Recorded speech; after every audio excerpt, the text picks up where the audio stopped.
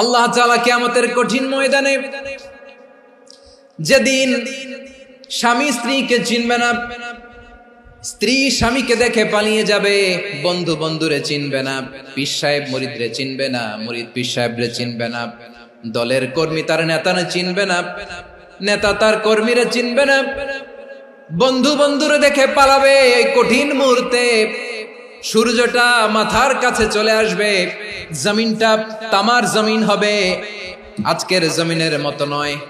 মানুষ ঘর্মাক্ত, ক্লান্ত, শ্রান্ত মাথার মগজগুলো কানের ছিদ্র আর নাকের ছিদ্র দিয়ে বেয়ে বেয়ে পড়বে। বিশ্বনবী ফরমান, কিয়ামতের ওই কঠিন ময়দানে 7 শ্রেণীর ব্যক্তিকে রব্বুল আলামিন তার আরশের নিচে ছায়া দিবেন। তার মধ্যে প্রথম শ্রেণীর ব্যক্তি হলো ইমামুন আদিল, যে ইনসাফের সাথে বিচার করে, যে জাস্টিস সমাজে সার্ভ করে, যে সুশাসন নিশ্চিত করে, ওই ইমামুন আদিল। আদিল শব্দটা বুঝছেন না? ইন্নাল্লাহা ইয়া'মুরু বিল আদল, পাইছেন? আদিল। 7 শ্রেণীর ব্যক্তিকে আল্লাহ তাআলা সুশীতল আরশের নিচে ছায়া দিবেন, যেদিন তার দেয়া ছায়া ছাড়া কোনো ছায়া থাকবে না। এর প্রথম হচ্ছে ইমামুন আদিল, ন্যায়পরায়ণ শাসক। চিল্লায় বলেন সুবহানাল্লাহ। আবার বিশ্বনবী বললেন, ইন্নাল মুকসিতিনা ইনদাল্লাহি আলা মানাবিরা মিন নূর আন ইয়ামিনির রহমান। কিয়ামতের দিন যারা ন্যায় পরায়ণ হিসেবে আল্লাহর সামনে দাঁড়াবে, কিয়ামতের দিন রব্বুল আলামিন তার আরশের ডান দিকে ওই ন্যায় পরায়ণ লোকদের জন্য আরশের ডান দিকে একটা নূরের মিম্বারে তাদেরকে বসার সুযোগ করে দিবে। আল্লাহর আরশের ডান দিকে ন্যায় পরায়ণ লোকদের জন্য আল্লাহ তাআলা নূরের মিম্বার বানাবে। 4টে কেন কথা মনে করেছেন? আল আদাল, জাস্টিস। ইন্নাল্লাহা ইয়া'মুরু বিল আদল। আল্লাহ তাআলা এই আদালতের নির্দেশনা দেন, সুবিচার, সুশাসন। প্রিয় ভাইয়েরা, এটা আমরা বাংলাদেশে চাই কি চাই না? এই যে অরাজকতা, এই যে অন্যায়, এই যে জুলুম, এই যে ইনকনসিস্টেন্সি সমাজের অসঙ্গতির প্রধান কারণ জাস্টিস নাই, সুবিচার নাই, সুশাসন নাই। শেষবারের মতো আওয়াজ করে বলেন তো, আমরা বাংলাদেশে আদল চাই কি চাই না? তাহলে প্রথম নির্দেশনা শেষ। আল্লাহ তাআলা তোমাদেরকে আদলের আদেশ দেন।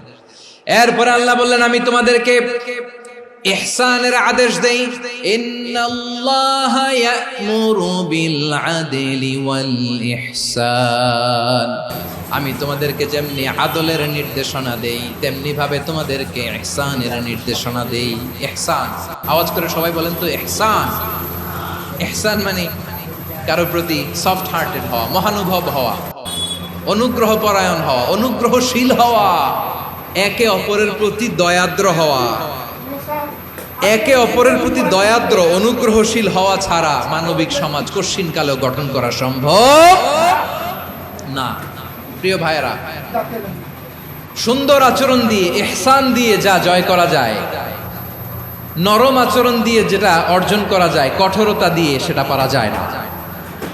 বিষ্ণু ঈসা ইসলাম ইহসান দিয়ে, কোমল আচরণ দিয়ে, তার অনুগ্রহ দিয়ে তিনি অনেক কাফিরের হৃদয়কে জয় করে ফেলেছেন।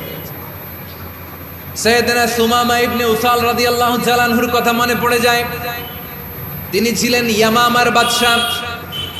মদিনাতে বিশ্বনবীকে হত্যা করার নিয়তে এসেছিলেন, গোপনে গোপনে বিশ্বনবীকে হত্যা করে আবার ইয়ামামাতে তিনি ফিরে যাবেন। কিন্তু কি অবাক করা কাণ্ড, হত্যা করতে পারে নাই, সাহাবাদের হাতে তিনি ধরা পড়ে গেলেন।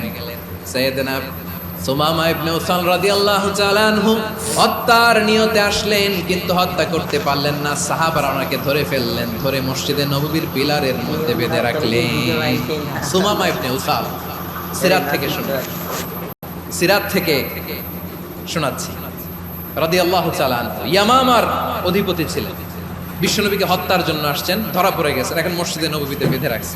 তার মানে বন্দী। এখন স্ট্যাটাস কি? বন্দী, ক্যাপ্টিভ। তো বিষ্ণু ঈসা ইসলাম সাহাবাদেরকে বললেন, তার খোঁজ খবর নিও, সুমামা ইবনে উসালের খোঁজ খবর নিও। সাহাবার বলেন, ইয়া রাসূলুল্লাহ, আপনাকে হত্যা করতে এসেছে, তার তো কঠিন ক্যাপিটাল পানিশমেন্ট হওয়া দরকার, কঠিন শাস্তি হওয়া দরকার। বিশ্বনবী বললেন, না, আমি যেটা জানি তোমরা সেটা জানো না, তোমরা সুমামার সাথে ভালো আচরণ করো। বিশ্বনবী সুমামার কাছে গেলেন। প্রথম দিন যে তিনি কালেমার দাওয়াত দিলেন, ইমানের দাওয়াত দিলেন, ইসলামের দাওয়াত দিলেন, রিসালাতের দাওয়াত দিলেন, আখিরাতের দাওয়াত দিলেন। পরের দিন যে বিশ্বনবী সালাতের দাওয়াত দিলেন, যাকাতের দাওয়াত দিলেন, ইসলাম কি, কিভাবে, কেমন করে পালন করতে হয় চমৎকার আর্টিকুলেট করতে শুরু করলেন। তন্ময় হয়ে সুমামা ইবনে উসাল রাদিয়াল্লাহু তাআলা আনহু বিশ্বনবীর কথাগুলো শুনতে আরম্ভ করলো। একদিন নয়, 2 দিন নয়, টানা 3 দিন বিশ্বনবী সুমামার কাছে ইসলামকে প্রেজেন্ট করেছেন, উপস্থাপন করেছেন। আওয়াজ করে বলেন, কয় দিন? 3 দিন। 3 দিন মসজিদে নববীতে বাধা। আর সাহাবীদেরকে বললেন, তার খোঁজ খবর নিও, তোমরা যে রুটি বানাও এর মধ্যে সবচেয়ে ভালো আটার রুটিটা তারে দিও, সবচেয়ে রিফাইন্ড খেজুর, যেটা পিওর খেজুর, এটা তারে দিও। আর বিশ্বনবী নিজের উট থেকে দুধ দহন করে ওনার বাড়ির এক কর্মচারীকে বলেছেন, দুধ দহন করে সুমামার জন্য নিয়ে যেও। সুবহানাল্লাহ পড়বেন না? সবাই তো অবাক, ইয়ামামা থেকে আসছে নবীকে হত্যা করতে, বিশ্বনবী দেখে তারে জামাই আদর করে। 1 দিন নয়, 2 দিন নয়, টানা 3 দিন বিশ্বনবী এভাবে সুমামার কাছে যেয়ে ইসলামকে প্রেজেন্ট করতে আরম্ভ করলেন, ইসলামকে উপস্থাপন করতে শুরু করলেন। আর তাকে চমৎকার এন্টারটেইনমেন্ট, আপ্যায়ন দিতে আরম্ভ করলেন। টানা 3 দিন যখন ইসলামের দ্য বিউটিজ অফ ইসলাম, ইসলামের সুমহান বাণী, সৌন্দর্য তার কাছে উপস্থাপন শেষ, তাকে আপ্যায়ন শেষ, বিশ্বনবী বললেন সাহাবাদেরকে, যাও এবার সুমামার হাতের পায়ের রশি দুটো খুলে দাও। সাহাবারা তর্ক জুড়ে দিলেন, লা ইয়া রাসূলুল্লাহ, এমনটা করবেন না, তো ভয়ঙ্কর, ভয়ঙ্কর খুনি, কি জানি কি হয়ে যায়। বিশ্বনবী বললেন, না, তার হাতে পায়ের রশিগুলো খুলে দাও। সাহাবারা বিশ্বনবীর কথা মতো তার হাতে পায়ের রশিগুলো খুলে দিল। সুমামা মুহূর্তের মধ্যে মসজিদে নববী থেকে বের হয়, ইয়ামামায় ফিরে না যে মসজিদে নববীর পাশে একটা খেজুর বাগান ছিল, সেখানে চলে গেলেন। সেখানে একটা ছোট্ট কুয়া ছিল, কুয়ার পানি দিয়ে তিনি গোসল করলেন। সুবহানাল্লাহ পড়েন। কুয়ার পানি দিয়ে গোসল করে মসজিদে নববীর সামনে এসে বিশ্বনবী এবং সাহাবাদের সামনে